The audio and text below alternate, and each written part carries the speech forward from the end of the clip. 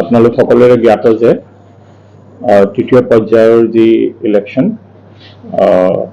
সেইটো অহাকালিলৈ ৰাতিপুৱা 7 বজাৰ পৰা 5 বজাত আমাৰ ধুবুৰী HPCৰ কাৰণে আৰম্ভ হ'ব। তো সেইকাৰণে আমি আমাৰ সমূহ যি ভোটাৰ আছে তেওঁলোকক অনুৰোধ জনাম যে তেওঁলোকে ৰাতিপুৱা সোনকালে আহি 7 বজাৰ পৰা 5 বজাৰ ভিতৰত তেওঁলোকৰ যি ভোটাধিকাৰ আছে তাক যাতে সাব্যস্ত কৰে।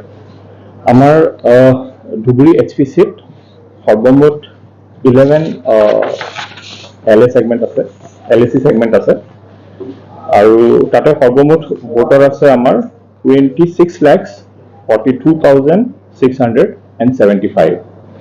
ইয়াৰে 3টা LAC সেগমেন্ট আমাৰ ধুবুৰী ইলেকশ্যন ডিষ্ট্ৰিক্টৰ আণ্ডাৰত আছে। সেইকেইটা হৈছে ক্ৰমে ধুবুৰী, গোলকগঞ্জ আৰু গৌৰীপুৰ। আৰু ইয়াৰ এই যি 3টা এছেম্বলি কনষ্টিটুৱেঞ্চি আছে তাৰ যি মেটেৰিয়েল প্লাছ EVMৰ ডিছপেচ আছে তাৰ মানে কাম অলৰেডি চলি আছে। আমি BN কলেজতে ৰিচিভ চেণ্টাৰ প্লাছ যি ডিষ্ট্ৰিবিউশ্যন চেণ্টাৰ আছে তাক আমি বনাইছোঁ আৰু ইয়াতে আমাৰ ষ্ট্ৰং ৰুমো আছে।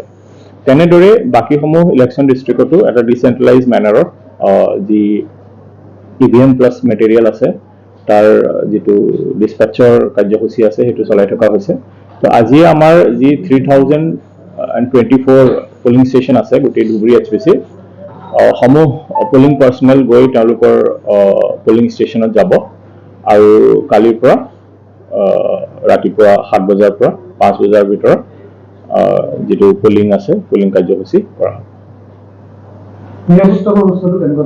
সেটো আপুনি ট্ৰান্সফাৰ চেলক সুধিব লাগিব, ইমান ডিটেইলছ এটা মই পলিং ষ্টেচন আমাৰ 10টা আছে। তাৰ উপৰিও আমাৰ PWD 3টা পলিং ষ্টেচন আছে। আমাৰ 1200 প্লাছ পলিং ষ্টেচন আছে, সেইখিনি আমি এটা ডিটেইল এনালাইচিছ কৰিছোঁ। তো ইনফেক্ট যেতিয়া কোনো এটা পলিং ষ্টেচনত 5টা বজা পিছত কিমান ভোটাৰ আছে সেইটো ডেটা আমাক সেক্টৰ অফিচাৰসকলে আগতে জনাই দিয়ে, প্ৰিচাইডিং অফিচাৰসকলে জনাই দিয়ে।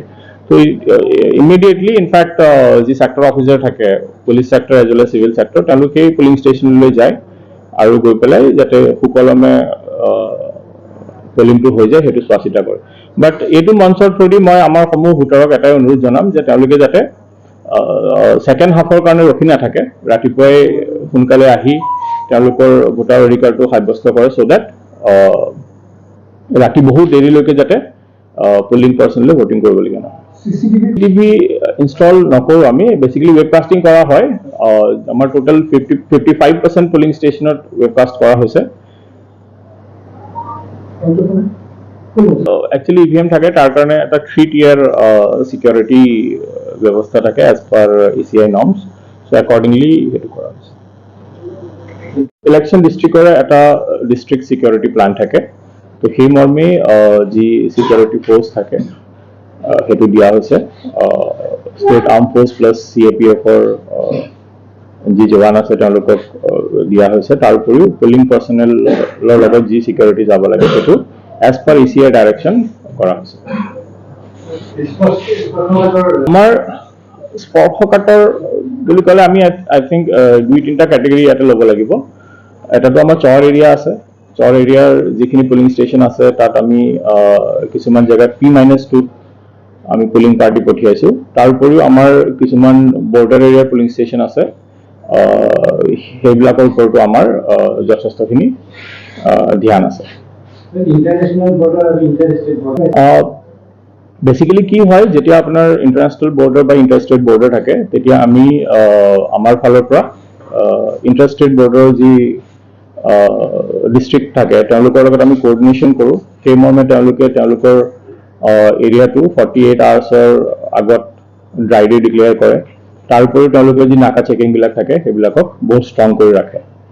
আৰু তাৰ উপৰিও যিহেতু আমাৰ ইয়াত ইণ্টাৰনেশ্যনেল বৰ্ডাৰ আছে যিটো BSFৰ আণ্ডাৰত থাকে, তো তেওঁলোকৰ লগতো আমাৰ যুটীয়া কাৰ্যসূচী কিছুমান কৰা হয়। Actually district security plan, so that will not divulge it here. Sir, postal Dhubri জিলাত যেটো আমাৰ হোম ভোটিং হৈছে, আমাৰ ইয়াতে PWD ভোটাৰ আছিল sorry 85 plus voter আছে 2734 আৰু যিখিনি আমাৰ সাৰ্ভিস ভোটাৰ আছিল এটো আছে 1189 সো সাৰ্ভিস ভোটাৰ সকলৰ কাৰণে ইটিপিবিএছ ৰ থ্ৰুদি ভোটিং কৰা হৈছে আৰু যিখিনি আমাৰ 85 প্লাস ভোটাৰ আছে প্লাস পিডব্লিউডি ভোটাৰ আছে তেওঁলোকৰ হোম ভোটিং কৰা হৈছে আৰু অলৰেডি এটো কমপ্লিট হৈছে পুলিং ষ্টেচন আছে তাৰ কাৰণে আমাৰ ধুবুৰী ইলেকশন ডিস্ট্ৰিক্ট আৰু বিলাসীপাৰা ইলেকশন ডিস্ট্ৰিক্টৰ আন্ডাৰত দুটা বোট সেল আছে যেটো যোগমায়া ঘাট আছে তাতে আমাৰ ধুবুৰী ইলেকশন ডিস্ট্ৰিক্টৰ কাৰণে এটা বোট সেল বনোৱা হৈছে আৰু যেটো আমাৰ মেলামাঠ আছে তাতে বিলাসীপাৰা ইলেকশন ডিস্ট্ৰিক্টৰ কাৰণে বোট সেল বনোৱা হৈছে আৰু তাৰ পৰা গোটেই বোটখিনি লৈ যোৱা যাব আৰু তেওঁলোকৰ সুবিধাৰ্থে এসডিআৰএফ as well as বিএসএফ ৰ যি আমাৰ ওয়াটাৰিং আছে তেওঁলোকক নিযুক্ত কৰা হৈছে তাৰ উপৰি যি আমাৰ আপদা মিত্ৰ আছে তেওঁলোকেও সেই পোলিং পাৰ্সনলৈ যি বোট আছে এইবিলাকৰ কোম্পানী কৰিব এতিয়ালৈকে আমাৰ যিটো গোলকগঞ্জ আছে তাৰ ডিসপ্যাচ কমপ্লিট হৈছে বাকি গৌৰীপুৰ প্লাস ধুবুৰী এতিয়া চলি আছে মেটেৰিয়েল আৰু ইভিএম লোৱাৰ পিছত যি পোলিং পাৰ্টি আছে তেওঁলোক গৈ কাগজ পত্ৰ যি আছে এটো তেওঁলোকে চাই লয় নিজে এবাৰ পৰীক্ষা নিৰীক্ষা কৰি লয় তাৰ পিছত তেওঁলোকে ফুড সেলত গৈ তেওঁলোকৰ লাঞ্চ গ্ৰহণ কৰিব তাৰ পিছত তেওঁলোক ট্ৰান্সপোৰ্ট সেলত গৈ নিজৰ গাড়ীত বহি তেওঁলোক গুচি যাব সো আমি এক্সপেক্ট কৰি আছো যে বাই 2:30 or 3 আমাৰ গোটেই যি পোলিং পাৰ্টি আছে সকলো ইয়াৰ পৰা ওলাই যাব পাৰিব ইতিমধ্যে ইনফ্যাক্ট